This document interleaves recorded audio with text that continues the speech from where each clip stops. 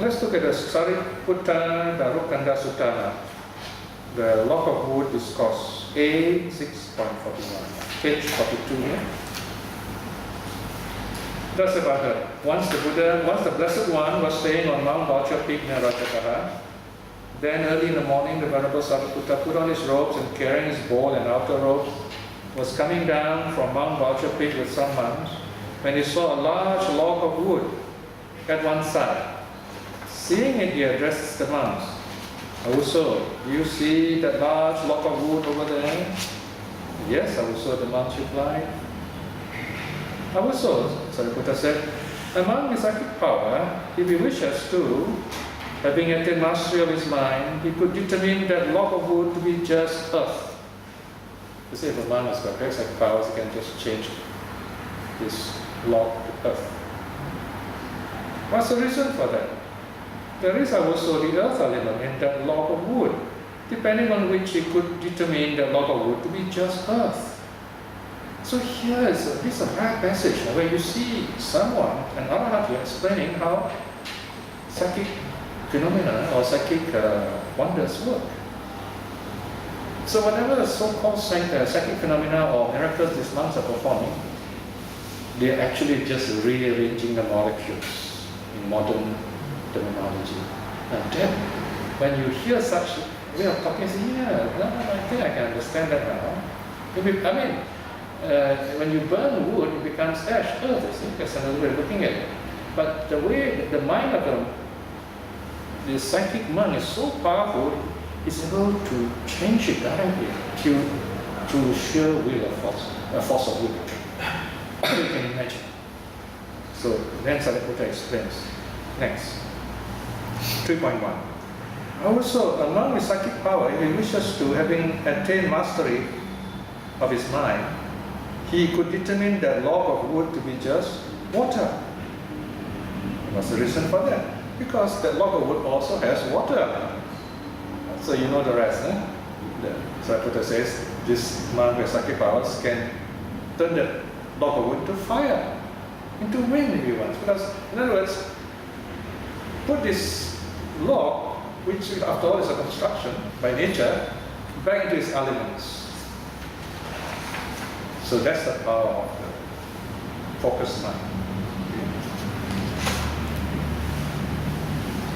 3.4. Now something new. Also, a monk with psychic power, if he wishes to, having attained mastery of the mind, he could determine that log of wood to be just the beautiful. What's the reason for that? There is also the beautiful element in the log of wood, depending on which he could determine the log of wood to be just beautiful.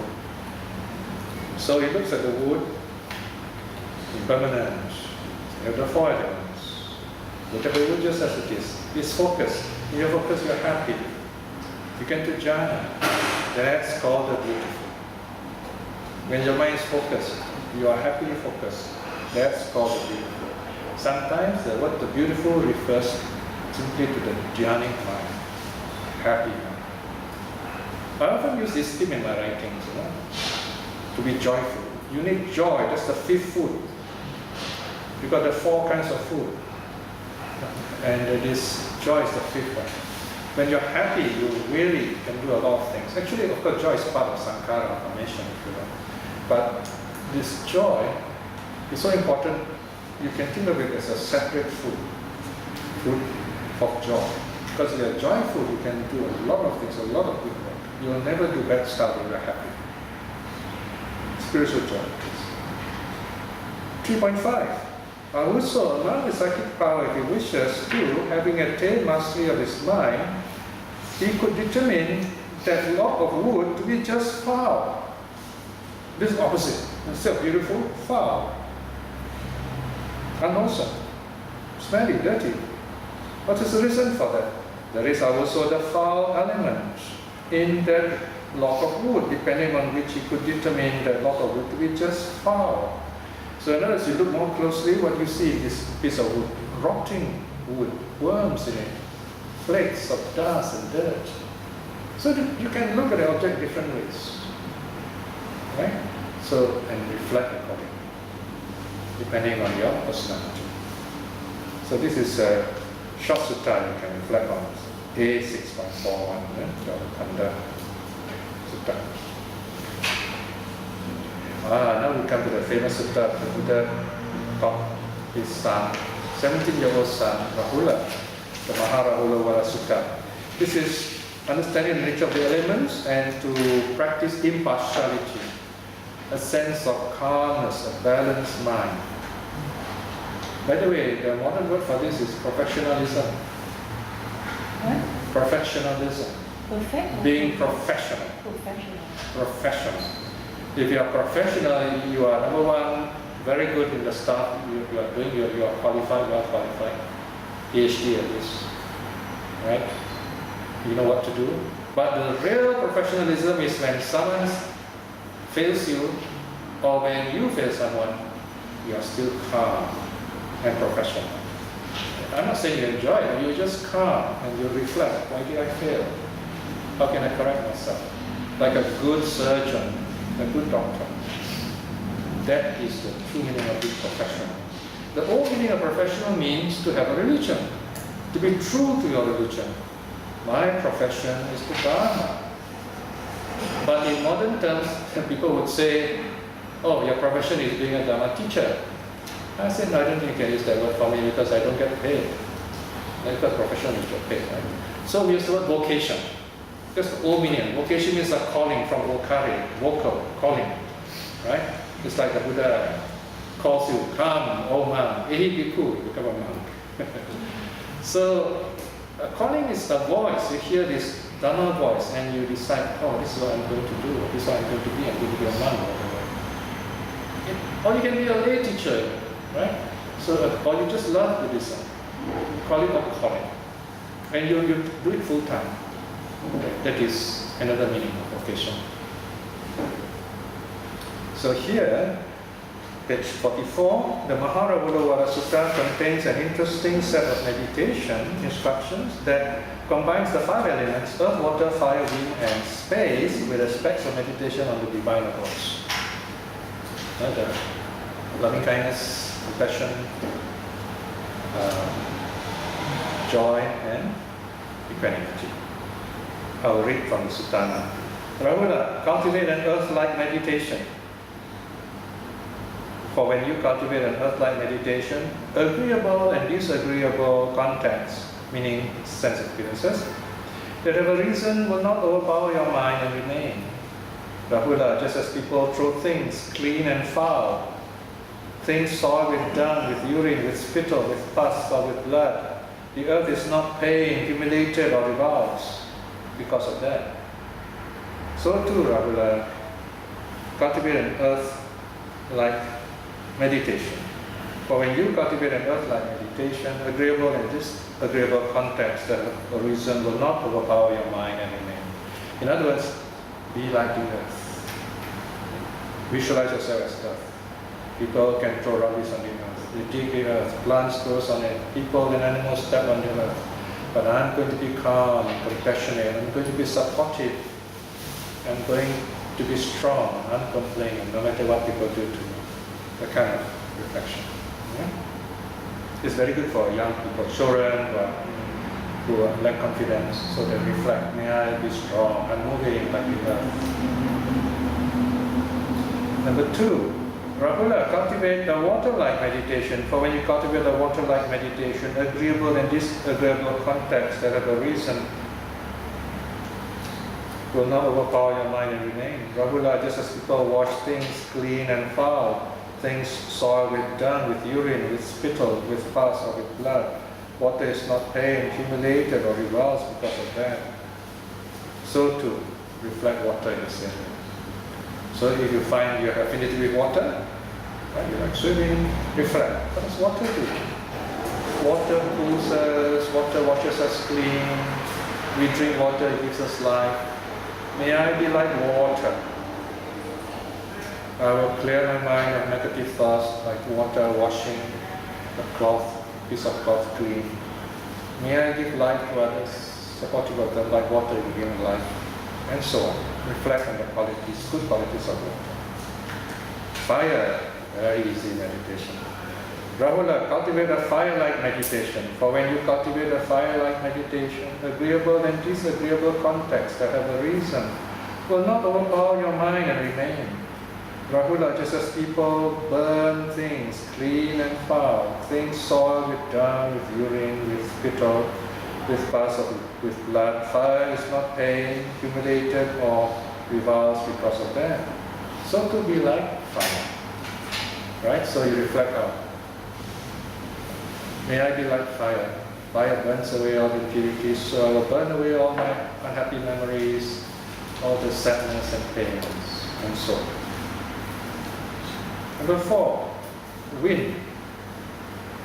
Rahula, cultivate a wind-like or air-like meditation. For when you cultivate a wind-like meditation, agreeable and disagreeable contacts that have arisen will not overpower your mind and remain.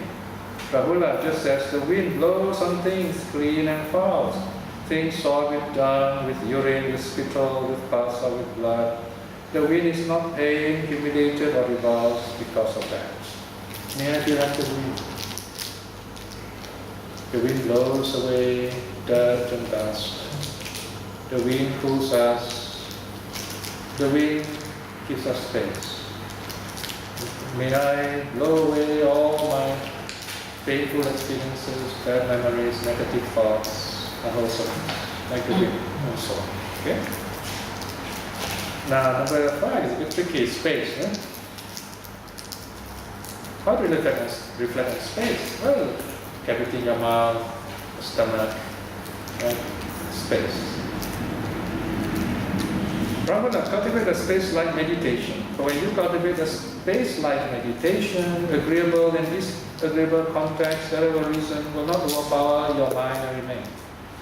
Rahula, just as space is not established anywhere. So reflect. May I be like space? How do you reflect? Space contains everything and yet holds nothing. I cannot, for example, put something in the air and drop. Right? So, may I be like space? May I be open and accepting of everyone with loving kindness. May I be like space? Whatever negative thoughts come to me, there's no place for it to stand before. So you reflect. So this wonderful therapeutic meditation, very easy for children to do. Alright, so just take a note of this.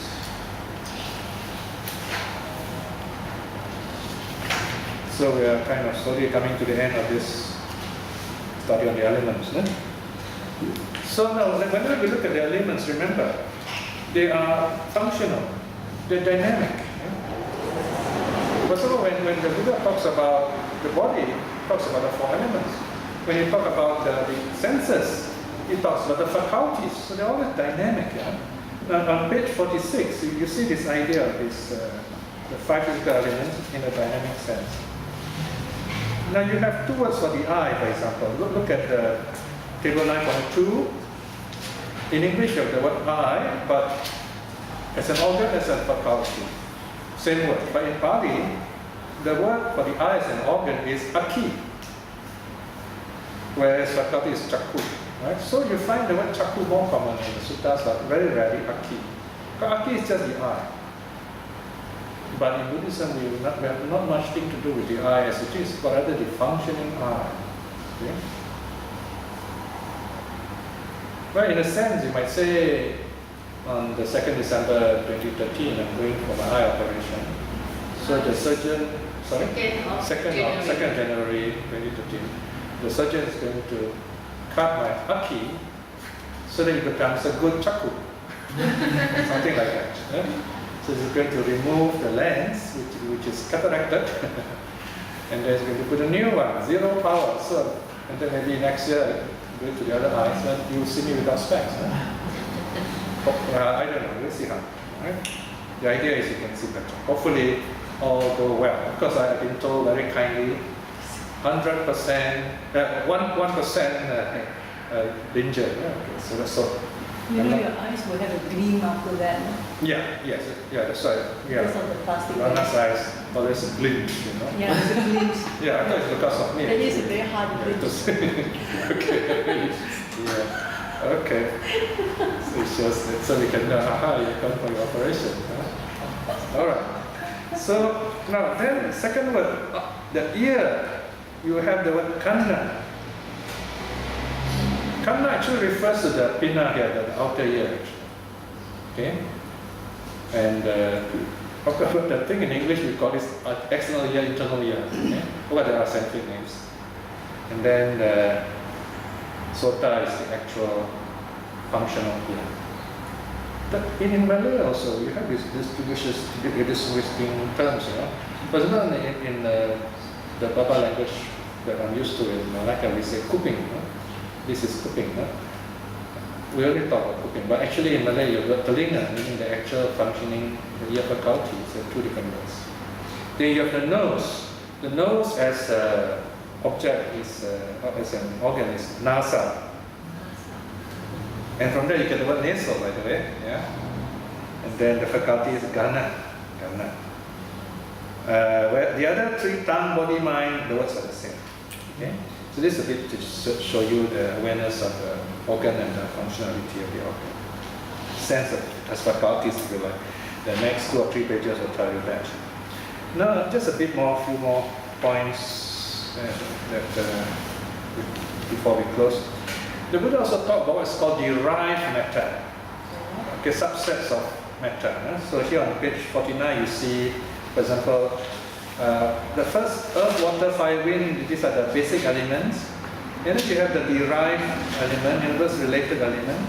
For example, eye sensitivity, ear sensitivity, nose sensitivity, tongue sensitivity, body sensitivity are also regarded as the working of matter, of rupa, of form. So you can notice here, eye faculty, the functioning of the senses themselves are regarded as the action of form. Right? So the mind is a separate thing. In other words, you can see something, but you don't act on it, so you're okay. So in Buddhist psychology, this distinguishing point is very important. There's this action and there's the mind behind it. It's the mind behind it that decides the morality of it, if you like. And then you have objective phenomena, visible form, sound, smell, taste, touch. So this also rupa, regarded as rupa. And then sexuality, femininity, masculinity, they also regarded as aspects of material form. Because if you don't have a body, you can't talk about male, female. And then there's the heart base. Okay, this is Abhidhamma. This is not in the sutta, okay? This is all Abhidhamma. The heart base is the base for the mind. Okay, so this is the Abhidhamma people, they find the Buddha didn't mention the base for the mind. There is the base or basis for all the other 5 senses. Eye, seeing is the eye, sound is the ear, smells the nose, taste is the tongue, and then feeling is the body. But thoughts, the Buddha didn't locate it anywhere. So the Abhidhamma people decided the heart. It's called the heart base. And then life faculty is also regarded as something material. And then the food we take. Okay? So these are the concrete form. And then you have the non-concrete ones. It's Abhidhamma. Okay? You have space element, bodily intimation, vocal intimation, body language. Vocal intimation means language, speech you use. And then you have mutable phenomena, lightness, plasticity or malleability, you can squeeze it. Wieldiness, adaptability, and then growth, continuity, decay, impermanence. Yeah?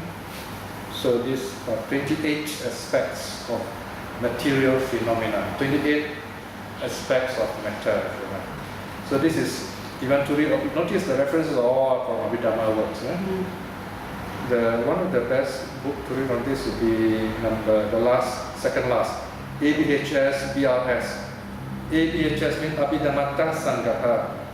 BRS means edited by Bhikkhu Bodhi and 2 other people. This book was printed free by one of the temples in Singapore. I don't think so it's available anymore now. But if you look around, yeah, it's available on the internet, I think. Somebody put it there. So if you want this book, you can look for it on the internet.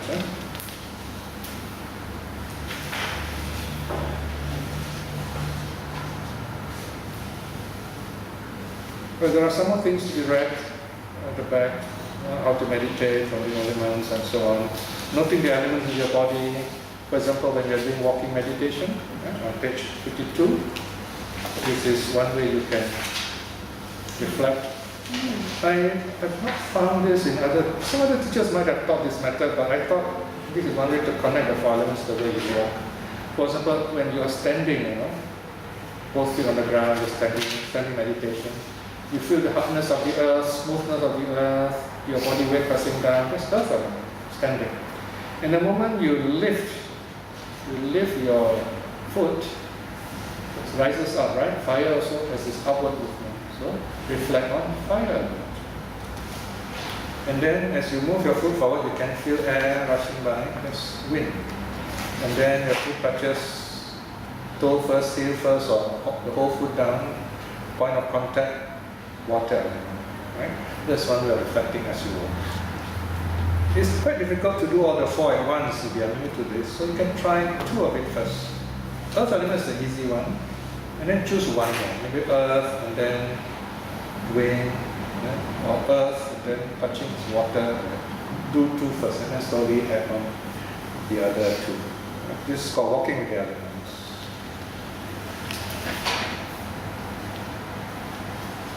So when we talk about the 4 elements, earth, water, fire, wind, it is our physical being, the whole universe itself.